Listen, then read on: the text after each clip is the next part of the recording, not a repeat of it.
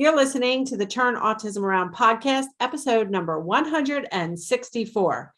Today we are broadcasting, and the date is February 22nd, 2022. So it's 2/22/22, which is a very cool date for a couple of reasons.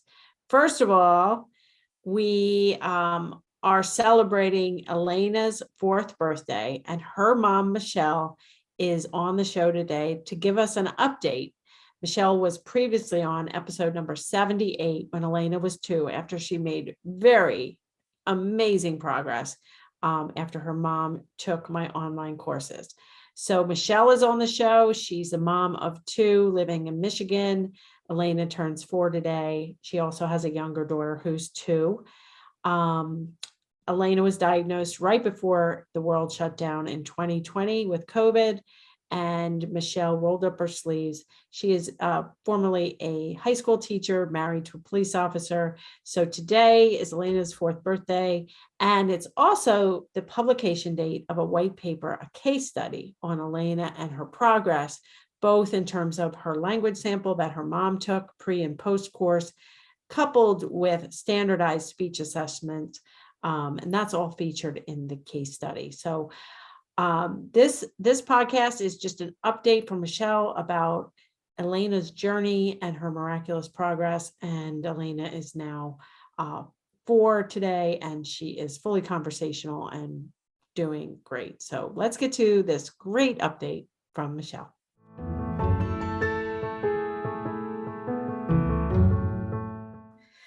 Okay, Michelle, it is so great to have you back on the show. Thanks so much for joining us. Thank you for having me here today. Yeah, so it's exciting because this is episode number 164, and it's going to air for the first time on February 22nd, 2022. And that is your daughter Elena's 4th birthday. Yes. Which is exciting. I didn't know that. And we are also publishing a white paper about Elena and you, well, mostly Elena, but your story that you told and your work in helping Elena. So you were first on the podcast, number 78, and that was when Elena was 2. And, I give out that number episode a lot, and it is, I would definitely recommend that anybody listening to this go back and listen to that episode too. But we'll catch people up in terms of what was your fall into the autism world? Like, when did that happen? Well, I started noticing her social skills were just really not comparable to those of her peers at family gatherings, at play dates. And I kind of chalked it up to, she's alone with me or my husband at home, and she doesn't have a sibling. She doesn't have anyone to talk to. So how many months was she when you began? She was about 18 months when I started to think, I didn't think autism, but I thought something was different about her. She toe walked at 18 months. She only had 3 words. And I believe the recommendation by the CDC is that, your child should have a minimum of about 6 to 10 words at that time, reliably and used functionally. And she had maybe like 3. And then she regressed even further when my second daughter was born in 2019. So Elena was about 22 months when my second daughter was born, and she took an even steeper decline, self-injurious behavior during her tantrums. She would scratch herself to the point of bleeding. It was really terrifying for me because I'm a gentle mother, and I didn't know how to help her, and it was just so horrible to watch her do that to herself. And it looked like she truly looked like she couldn't stop, and that she couldn't help it. And it was the most heartbreaking thing. And I ended up getting her evaluated when she was 23 months of age by a pediatric neurologist. And he said I would absolutely place her on the spectrum. And that he recommended ABA therapy as soon as possible. Yeah. So that was February of 2020 Yes. and right before her second birthday. And we all know what happened in March of 2020 and the world shut down with COVID. And so what were you thinking at that point? It was difficult enough, a situation where she was diagnosed. I mean, that is difficult enough for any mother or parent or caregiver to deal with. But I spent the entire month of February on the phone trying to set up services for her, and one by one, each one of those institutions shut down her services. And I was just so crushed and so devastated. And I wanted to get her help as soon as possible. I wanted her to be safe and happy, even more. That, of course, I wanted to hear her voice, but her behaviors were so severe that I just wanted to get her help, and I didn't know how. I didn't know how to teach her. And I was kind of just crushed. And I would stay up very late each night, and I was kind of looking through Facebook one day and found your course. So found one of your ads. You weren't even at the time getting any Zoom therapy or any help. No, I had nothing. Shut down. Yeah. Yeah. Everything was shut down. Yeah. Okay. So you found my course on Facebook, and you joined the course. Did you join right away, or did you think about it, or? I joined a workshop right away. Okay. And then I thought about it for a couple days, and I was like, I have to do this. I have to try it. Because at first I thought it was kind of too good to be true. So because everything that you presented, it was just too good. So everything just sounded so, so perfect. And I thought, I'm not sure, if this is, going to work for my daughter. And I said, but I have to try something. I have to do something. And, and it was something that I could do at home, and that's what I had to do, because it was only her and I. And the baby, you had a baby. Yeah, and a baby. Yeah. Forgot about the baby. I really did. It was bad. I really did. I would play with both of them, but of course my worries and my focus, they were always on Elena. And of course I cared for my other child, but I was just so worried about Elena. And that's why I said, I have to do this. I have to try. Right. So part of my course is right away, I suggest that parents or professionals who take we're going to talk about the toddler preschooler course, for instance, that's the course you started with. And that's the course that really has been revised several times. It's very step-by-step. I think it's even been revised since you took the course to be more step-by-step. But part of the step-by-step is, before you get started with these techniques, you set a timer. In your case, you set the timer for an hour, but you don't even have to do a whole hour, but you set the timer for an hour, and you got 2 words, mom and doggy, or mommy and doggy, or whatever. Yeah. And you documented those. And so were you hopeful that you were going to have an explosion of language at that point? Honestly, no, I wasn't. Because the words that she used mom and dog, but they weren't reliable words, in that she didn't use them functionally. Like if I said, who am I? She wouldn't say mommy. If I said, where is mommy? She wouldn't point to me in the room. She didn't know how to point. She didn't look up at me. She didn't look at the dog when she said dog. She just had this pop out word that really had no functional use at all. And honestly, when I started your course, I thought, maybe I can get her to sign for or say 5, 10, maybe 15 words that can just help her express her wants and needs. And that was honestly my highest ambition at the time, because I really truly did not think it was going to be within her, within her capabilities at the time to have what she has now. Yeah. So, and you're a teacher by training, you're a high school teacher. Yes. did your education background help you with all this? I think it helped me with patience with it. And yes, I do. I am, I am inclined to teach as it is, and inclined to prompt because I am a high school teacher or just a teacher in general. So I think it did help me.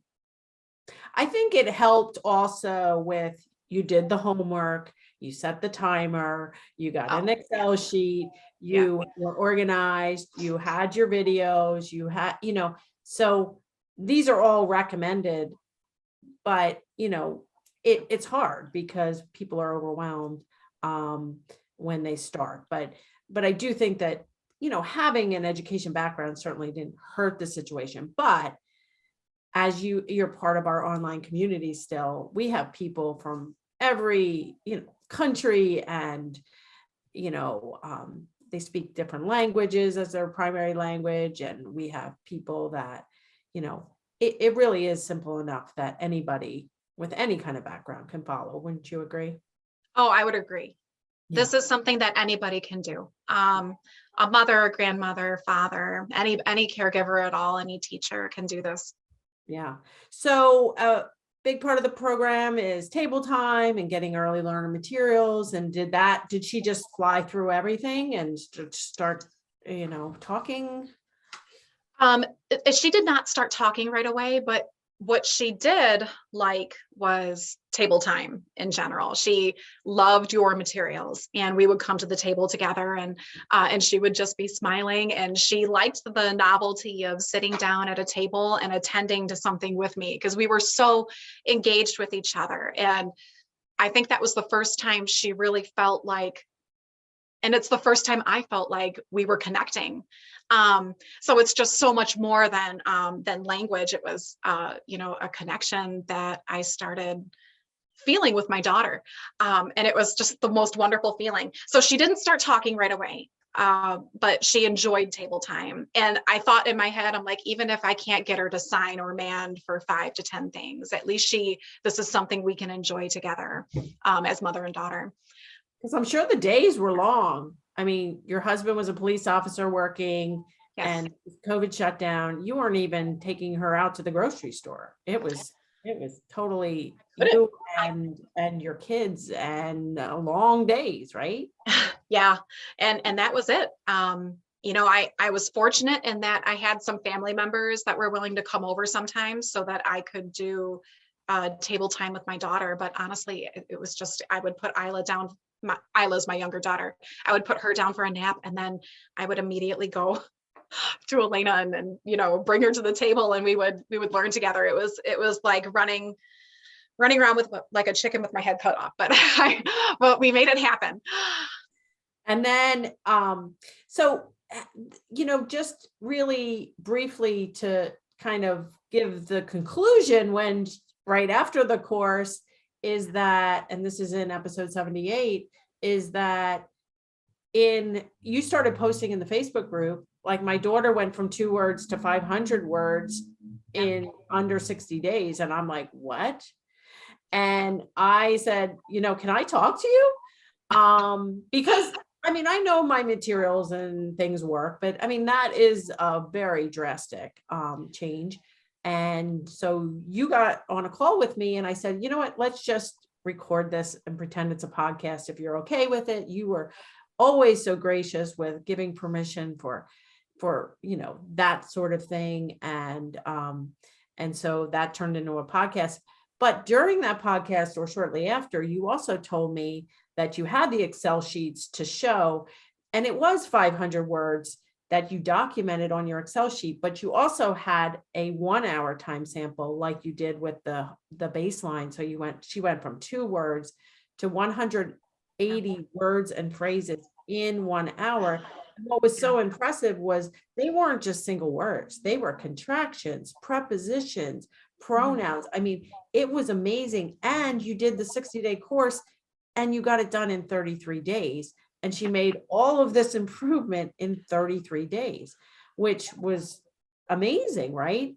And then the other thing Michelle told me, I'm not positive if it was in 78 or afterwards, but that you had standardized speech assessments right before her diagnosis and Yes. immediately following your course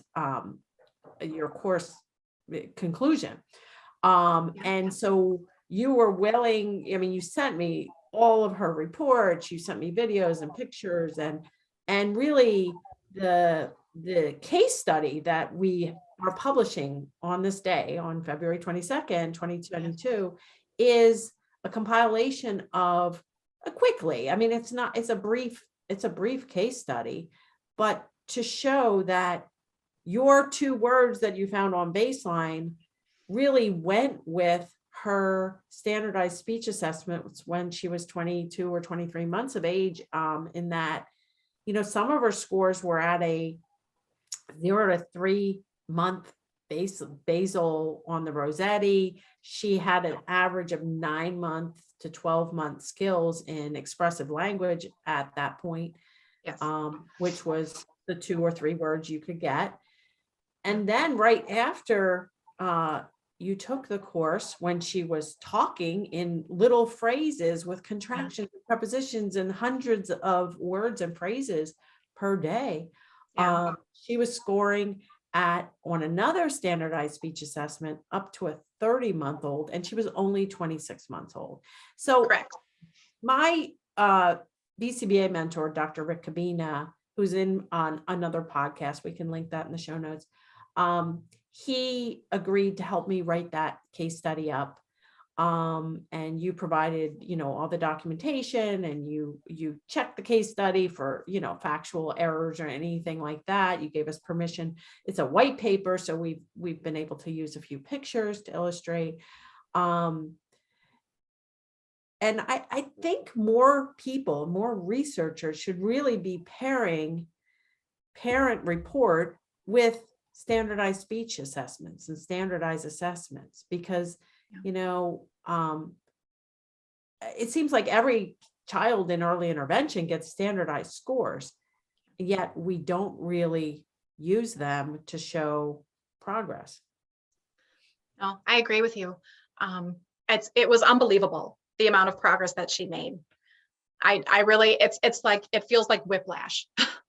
I still feel the whiplash because she's fully conversational now. Yeah. Okay.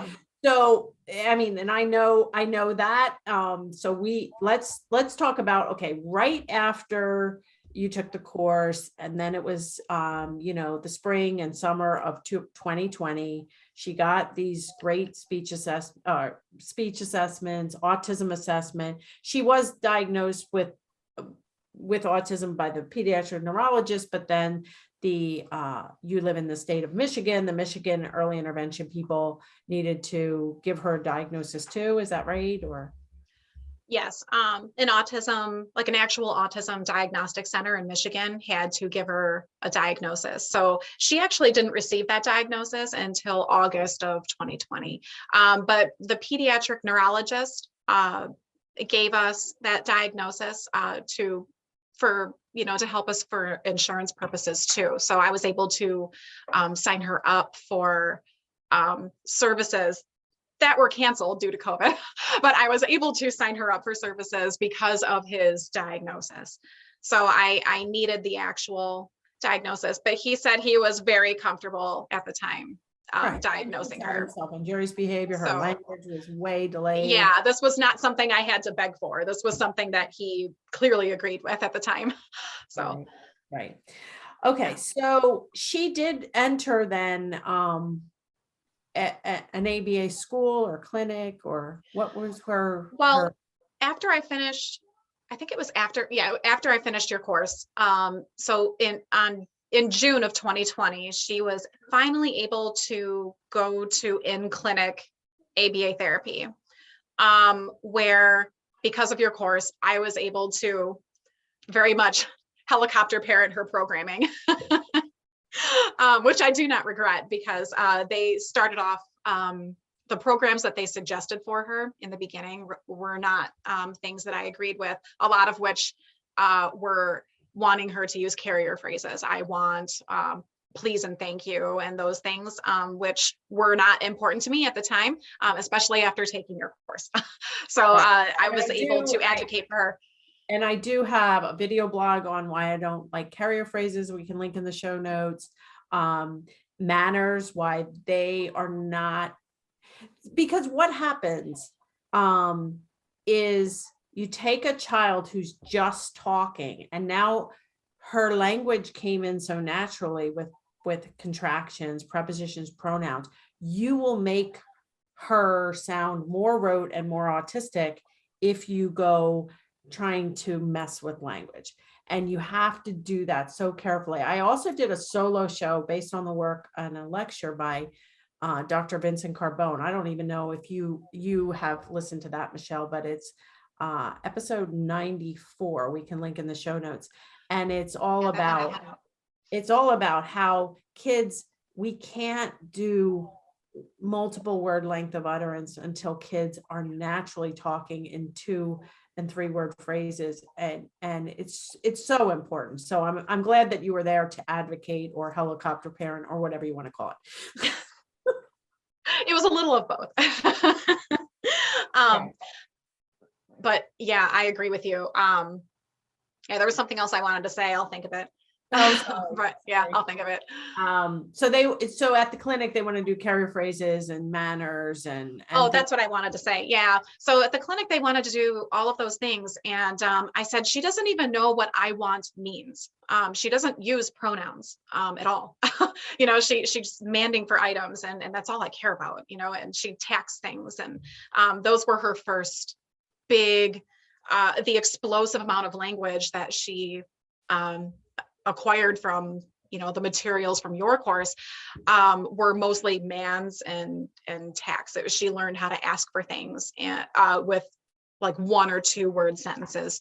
And she was doing the right thing. I mean, she was starting to describe exactly what she wanted. She was starting to say not just cookie, but chocolate chip cookie, and she was starting to say those things. And that was exactly what I wanted, per your course. And it was just so wonderful the way it was developing so naturally.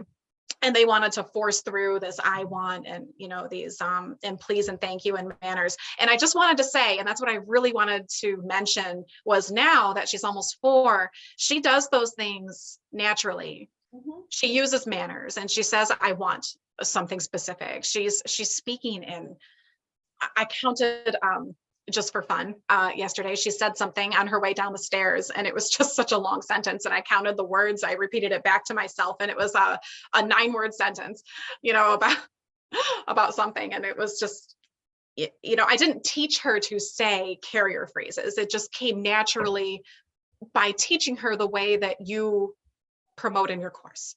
Yeah. And you did move from the toddler course, and you added the verbal behavior bundle, which gets into how to program from the VB map and how to do all those intermediate type of programs too. Was that also helpful in terms of adding that? Oh, very helpful. Yeah, because it was just the assessments that you spoke about in including the VB map and the verbal behavior bundle. Those were used at the clinic that she went to. And so I was able to look at the VB map and fully understand what I was looking at. And I was like, well, wait a second, there's a gap in her level 2. She's got all of this. I said, what is this gap in the tacting? What did she fail? And they were like, oh, they had to go back. I didn't think they would expect me to know what that was. So it's just so empowering to know exactly to know exactly what your child is learning and what they're not learning, and to be able to address it immediately instead of hoping someone in a clinic can fix it. Sounds like you became the captain of the ship. I did. Thanks to you. Forever grateful. And how did the clinic feel about you becoming the captain of the ship? They tolerated it. Her BCBA was actually a really wonderful person. And I hope I didn't annoy her too much, but she really was very kind to us. She very much cared for Elena. And, when she graduated from ABA therapy, they kind of kicked us out because because she was meeting all of her milestones of her, she was at the same level as, those of her age. So they kind of made us graduate, which I was fine with because she was starting nursery school. What month was that? Or I'm trying to think. So it was in 2021, September of 2021, she graduated from ABA therapy. She was 3.5 years old. Okay. So she went to the ABA clinic for about a year. About a year, yes. Okay. And they were very good at this clinic about, at the beginning, I think they were a little taken aback, but they became very good at working with me, to program exactly what I wanted for her. And it made such a huge difference. The fact that I was able to do that because of your course and because of what I learned there. Yeah. So, did she go full time to that clinic or part time or? She went 5 days a week for 3 hours a day. Okay. So she went in the morning from 9 to 12 every weekday. So it was kind of like her going to preschool. And I actually think it really helped prepare her for nursery school, which she goes to now. Okay. So, how was that transition to typically developing school? So the transition was a little scary for her because it was a very much a different setting. She didn't have a one-on-one. She still doesn't. But ABA therapy is very much, you have a behavior tech and your behavior tech is with you the whole time. However, her programming toward the end was very much school and classroom based. They had a classroom in the ABA clinic that they used to teach classroom norms, like raising your hand, waiting your turn, transitions from activity to activity. And she was a little scared, I think, because it was a class of 16 kids. They were very different.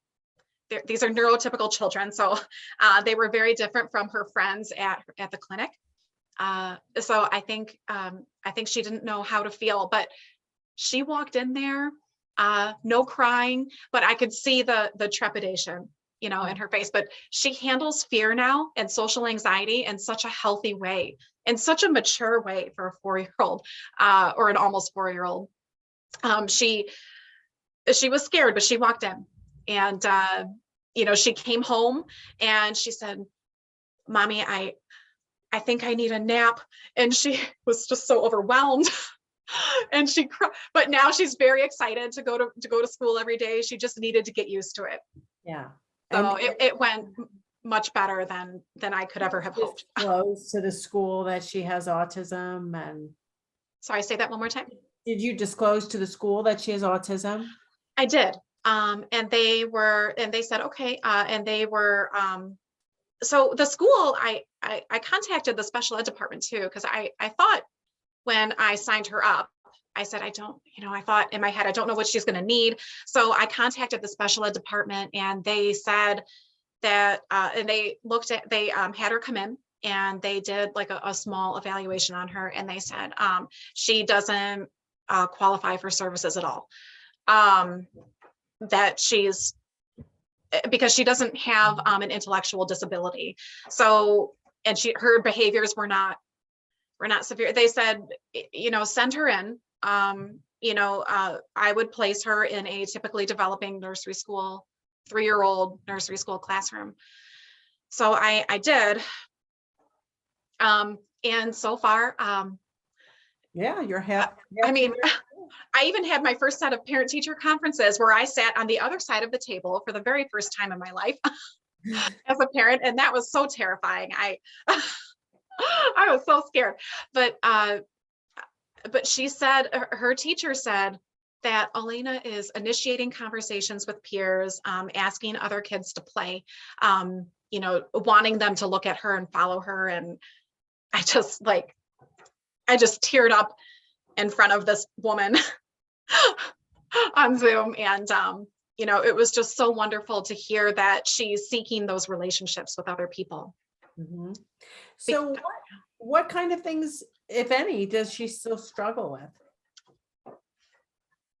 Honestly, I'm trying to think.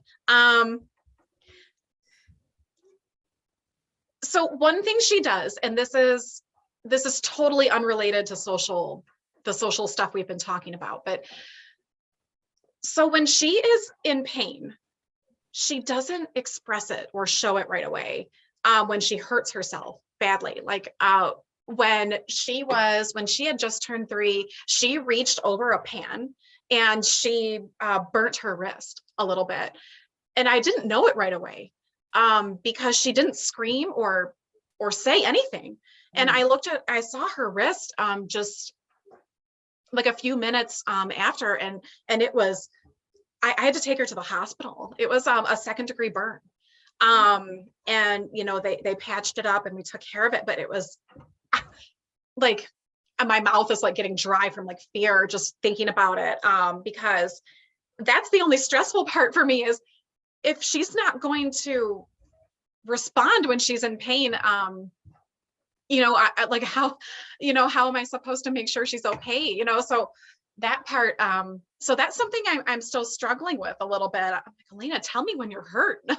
Tell me when it's not okay. I mean, when she bumps her elbow, she'll tell me, oh, I bumped my elbow, and she's perfectly capable of vocalizing this. It's just that when that happened, she didn't say anything. Yeah. It was unreal.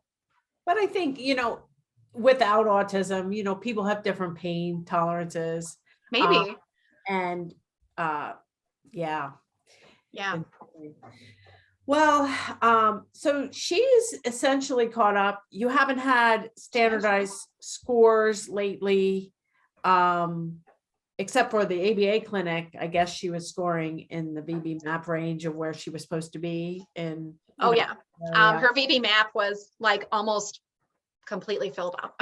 And she was and she was only 3 years old. So, and she's fully potty trained now. I would have addressed that as an issue a few months ago, but now it's not an issue. So it's just, I'm just so proud of her. I can't believe how far she's come. She's been, and of course she's my kid, so I'm biased. She's been such a pleasure to teach. And I cannot thank you enough for creating the courses that you've created and for doing the work that you do. I wish I could stand up on top of a mountain and just like hold up a banner with your courses because they are just so helpful. I couldn't have done this. I couldn't have brought Elena where she is today without your courses. Yeah. Well, thank you. And with people like you, parents who are, telling their stories. I mean, this is a lot to, disclose your story, and she's basically, in a typical setting. And you have told me that even the doctor, and the people at the clinic, they're like, she doesn't really qualify for an autism diagnosis. I mean, yeah, I know early on back in the late 1990s, when Lucas was diagnosed, I asked the doctor, like, can this get all better? Can you reverse the diagnosis? And he said, well, in his years, he hasn't seen it much, and only for kids with mild autism, and that might be a possibility, but don't worry about that. But for you, that's like, it's a really real situation at this point. Like, have you had any conversations with the physician or with anybody about what to do at this point? I have had a conversation with her pediatric neurologist.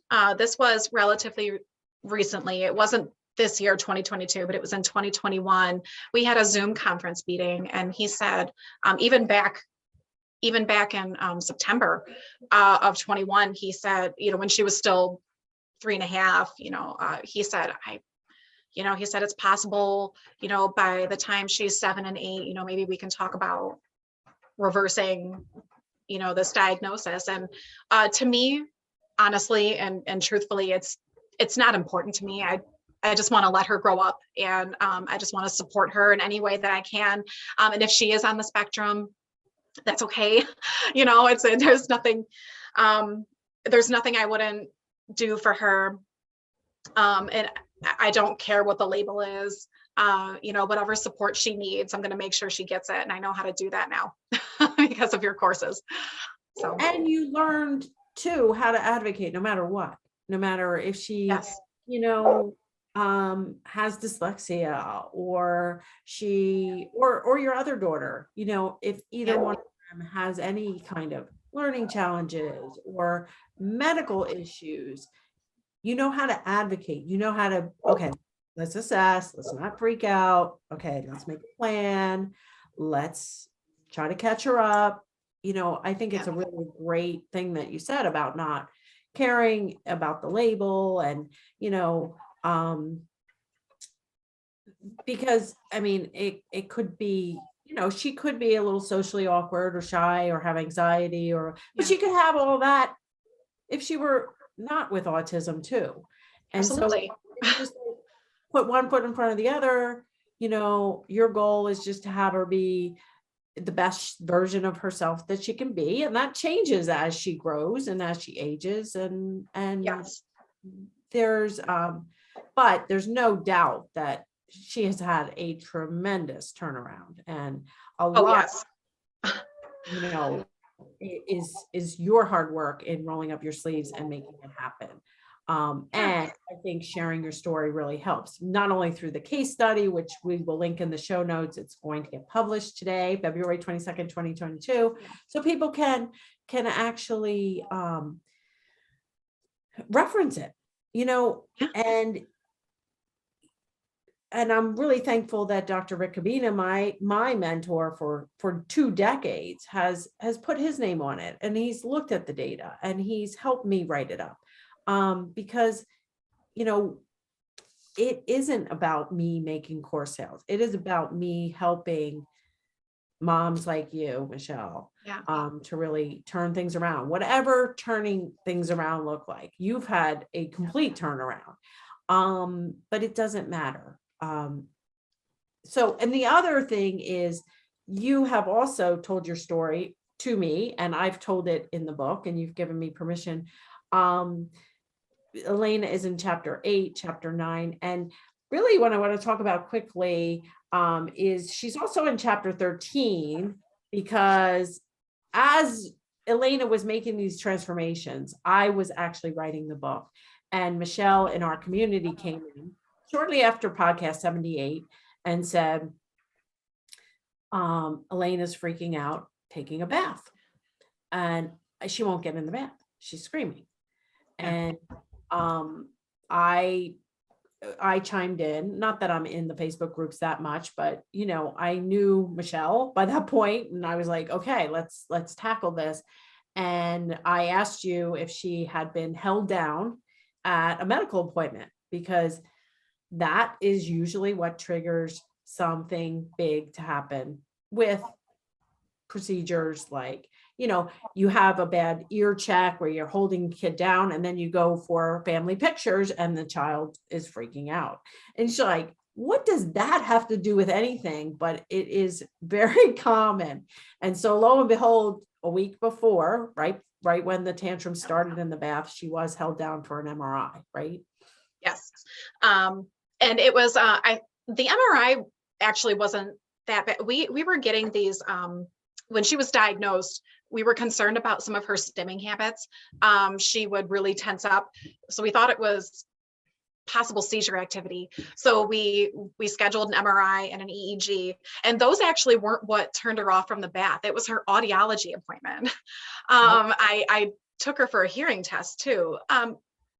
You know, she got her diagnosis of autism, and there's just so many things that could be wrapped around that. So we wanted to check off all the boxes medically and make sure, you know, there wasn't any seizure activity. She didn't have any hearing issues, those kinds of things. And so we took her for a hearing test, and the MRI wasn't that bad because they, you know, there's anesthesia, and, you know, she doesn't have to be really held down for that at all. It was, you know, it was relatively painless. And the EEG she actually liked. She thought it was fun to have stickers on her head, and she had a little backpack, and she thought she was so cool, and she acted like she was going to school. But the audiology appointment was what she really hated.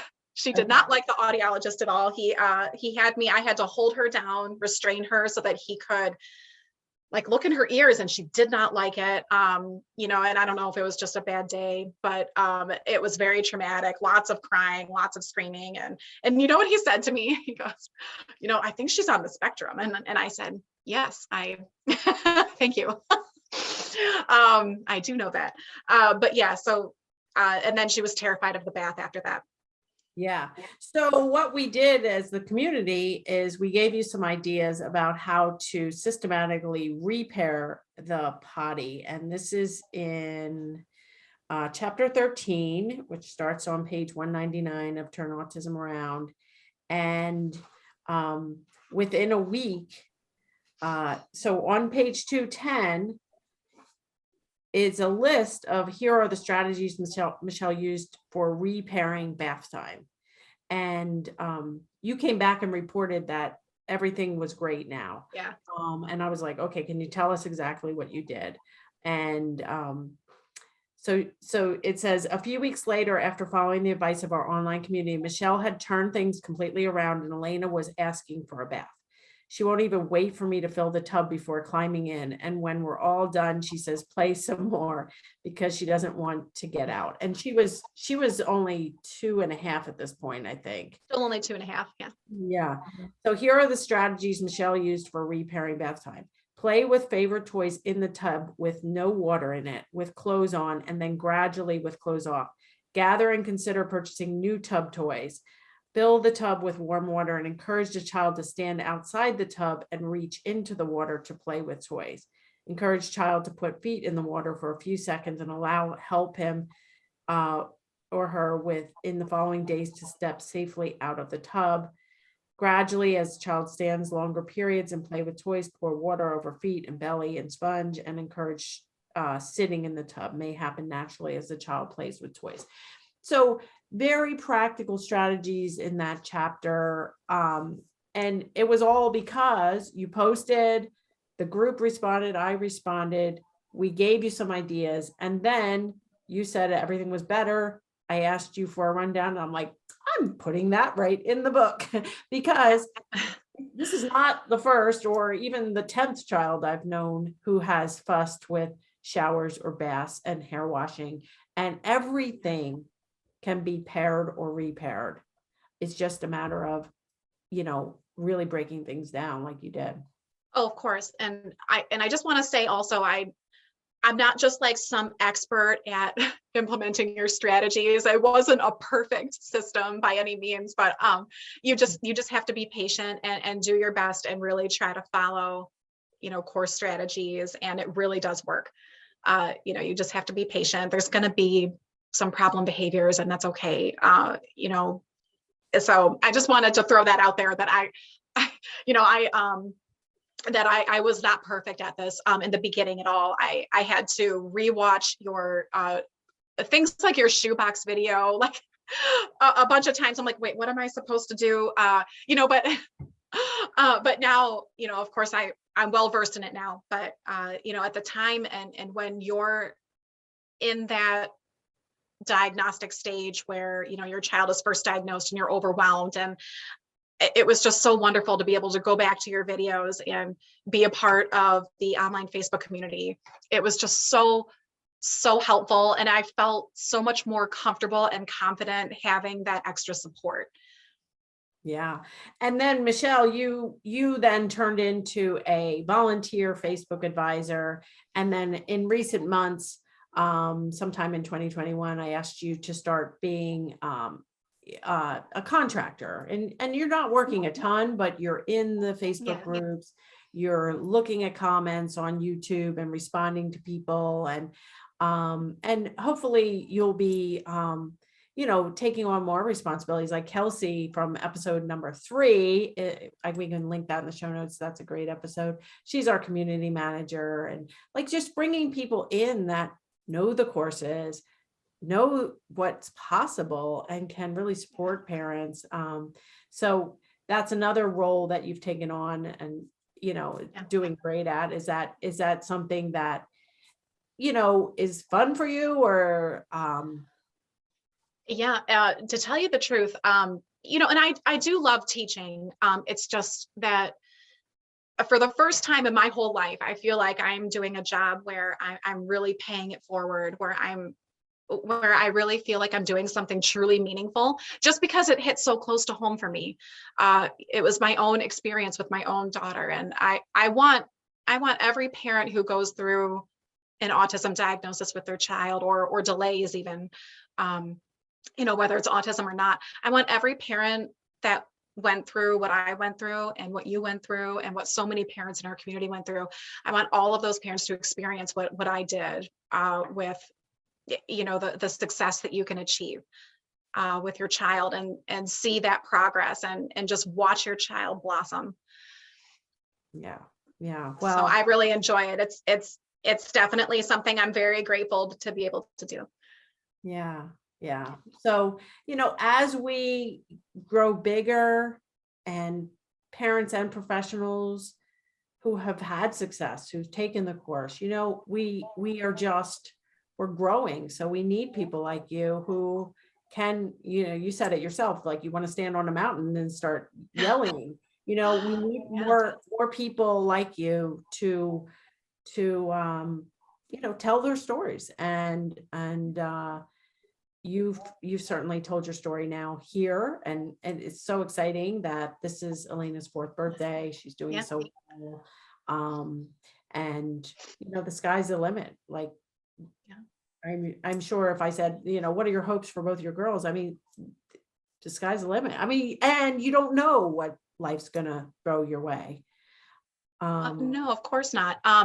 And it's just right before Elena's 2nd birthday. She was diagnosed a couple weeks before her 2nd birthday, and I was just so crushed. And my plans for that birthday party were very different from my plan. Now she's helping me plan her 4th birthday party. She has very specific requests, which I am just all about doting on her, because I wasn't sure a couple years ago she would ever ask me for anything.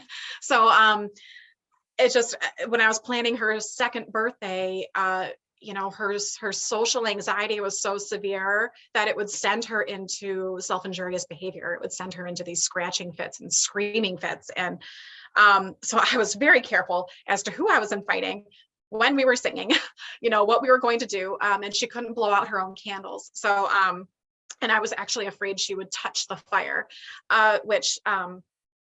so it was a very different experience. And now, she's picking out flavors of cake, and, she's picking out Paw Patrol characters that she wants, she wants like specific balloons and different kinds of decorations that she has seen on Blippi. And it's just so wonderful. I cannot describe the joy that I am feeling as a mother, because of your course. And it takes time and effort, and but the work was just so enjoyable to me. It didn't feel like work. It felt like I was raising my daughter correctly.